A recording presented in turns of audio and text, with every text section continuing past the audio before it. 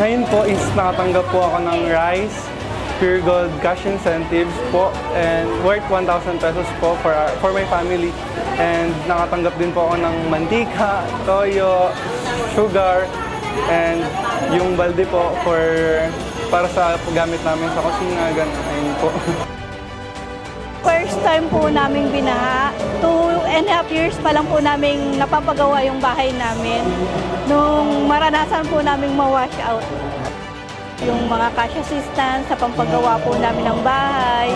Malaking tulong po siya kasi hindi mo naman po alam kung paano mo siya bubuuin yung pera na yun. Marami-rami na rin pong semento yun, hollow block. Makakabuo na po siya talaga na maski pa paano. Yung bahay namin noon na lubog yung bubong, nalagyan ng putik. Ngayon po, hindi na malalagyan ng putik kasi tinaasan na namin. Dahil sa tulong ng Tutsi.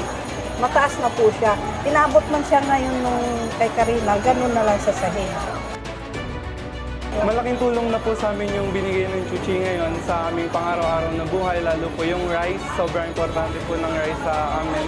Kasi sa sobrang dami rin po namin sa family namin. And yung cash po na gift check from Pure Gold is gagamitin po namin for food and school supply materials po para din po sa pagdating ng pasukan.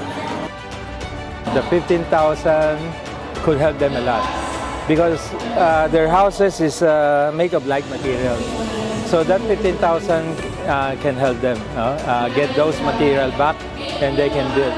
Maraming salamat po sa lahat po ng naitulong ninyo sa amin. Yung kung paano po nila binuo yung anak ko na makatapos. Tutulong din po sila para mabuo yung bahay namin.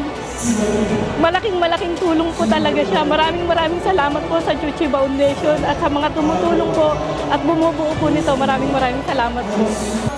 Ito lang masasabi ko sa Chuchi Foundation. Champion pagtulong sa kapwa-tao. Champion na champion.